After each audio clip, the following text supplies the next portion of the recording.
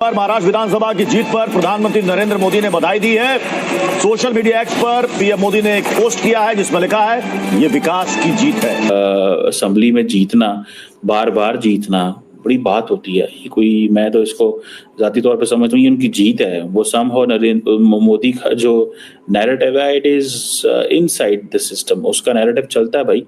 लोग मानते हैं मोदी के नैरेटिव, वो आप किसी को अच्छा लगे किसी को बुरा लगे, इंडिया के अंदर या ग्लोबली, लेकिन नरेंद्र मोदी जो है वो उसको दुनिया जो है they like it for this thing. इस ऐतिहासिक विजय के लिए इसका श्रेय देश के यशस्वी प्रधानमंत्री आदरणीय श्री नरेंद्र मोदी जी के नेतृत्व को, उनके मार्गदर्शन को जाता है। राहुल गांधी जी कभी 8,500 खटाखट का चूरन बांटते हैं, कभी आलू से सोना निकालने का चूरन बांटते हैं, और कभी जलेबी को खेती में और जलेबी हलवाई को फैक्ट्री में कन्वर्ट करने का चूरन बांटते हैं। तो मुस्लिम क्लेरिक और राहुल गांधी में मुझे कोई अंतर नजर बिल्कुल भी नहीं आता है। कारिस्मेटिक आदरणीय प्रधानमंत्री की वजह से ये जीत हुई है। सबसे ज्यादा रेटिंग वोटिंग नरेंद्र मोदी को दी गई, बीजेपी को दी गई है सबसे ज्यादा रेटिंग। इसको आप कैसे देखते हैं? 7 साल गुजरने के बाद उनका इन्फ्लुएंस पूरी मतलब इंडिया में वैसे का वैसा ही है और सबसे ज़्यादा उसे लाइक किया जा रहा है। 4 स्टेट्स में वो वोटिंग सबसे ज़्यादा नरेंद्र मोदी को दी गई है। इसको आप कैसे देखते हैं? पहले उसको पसंद किया जाता है कि यार ये बंदा जो है वो इंडिया के लिए बहुत कुछ कर सकता है। बहरहाल जारी बात है पाकिस्तान भी बहुत ज़्यादा केयरफुली देख रहा था। सो ये एक इंटरेस्टिंग सिचुएशन है पाकिस्तान के लिए कि जो पाकिस्तान अपना नैरेटिव बनाता रहा। दोस्तों एक क्वेश्चन है कि मोदी साहब इतने इलेक्शंस कैसे जीत जाते हैं?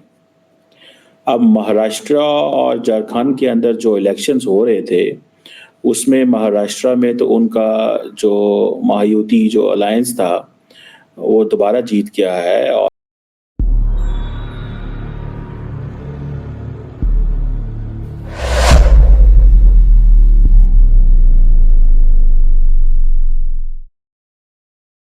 देखें तो मोदी साहब की जो पॉपुलैरिटी है वो छत पे लगी हुई है।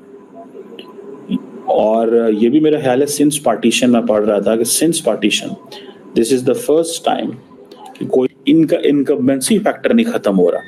मुल्कों के अंदर, स्टेट्स के अंदर इनकम्बेंसी फैक्टर खत्म होता है कि एक बंदा है उसने रूल किया है, उन्होंने डिलीवर नहीं कर सके तो उसको उन्होंने कहा यार ठीक है मतलब बस करो। लेकिन इनका इनकम्बेंसी फैक्टर नहीं खत्म हो रहा मोदी साहब का।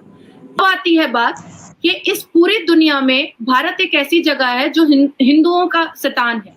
हिंदुस्तान हिंदुओं का सितान है और अब वजूद और सेल्फ आइडेंटिफिकेशन का जो एक जो कोल्ड बैटल है उसको हिंदुओं को जीतना ही पड़ेगा।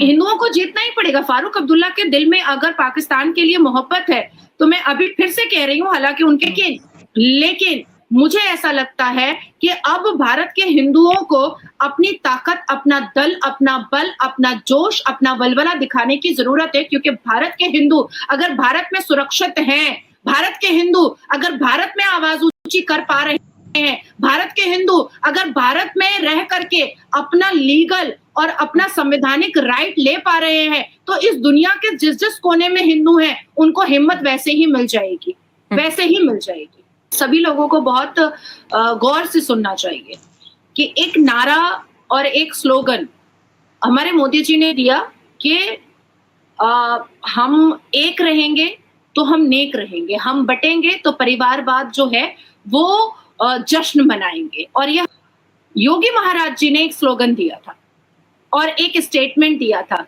कि बटेंगे तो कटेंगे, एक रहेंगे तो नेक रहेंगे। ये हिंदुओं को भी समझ में आया और उन्होंने छप्पर फाड़ करके भारतीय जनता पार्टी को बात आती है कि एक चीज फिर से साफ हो गया कि जहां पर भी एक्सट्रीमिस्ट इस्लामिस्ट रहते हैं वहां पर भारतीय जनता पार्टी को वोट नहीं मिलता है। क्रिस्टल क्लियर है भाई, क्रिस्टल क्लियर है ये चीज और इसमें डिनाई नहीं करना चाहिए बल्कि खुल करके प्रखर होकर के बोलना चाहिए कि मुस्लिम मेजॉरिटी जैसे बीजेपी को वोट नहीं मिलता। हाँ ये हुआ है, लेकिन अब बात यहाँ पर लेकिन में खड़ी हो रही है। 2014 में जब भारतीय जनता पार्टी को, बहुत इत्मीनान से सुनिएगा इस बात को, क्रोनोलॉजी को समझने की जरूरत है कि 2014 में जब भारतीय जनता पार्टी पूरी बहुमत में भारत में जीती थी और मोदी जी ने शपथ लिया था, तो कांग्रेस हिली थी, कांग्रेस हिल गई थी। 2019 में जब भारतीय जनता पार्टी ने 303 सीटों से उससे भी खूबसूरत प्रदर्शन कर करके वो जीत करके आई थी, तो कांग्रेस टूटी थी, कांग्रेस टूट गई थी।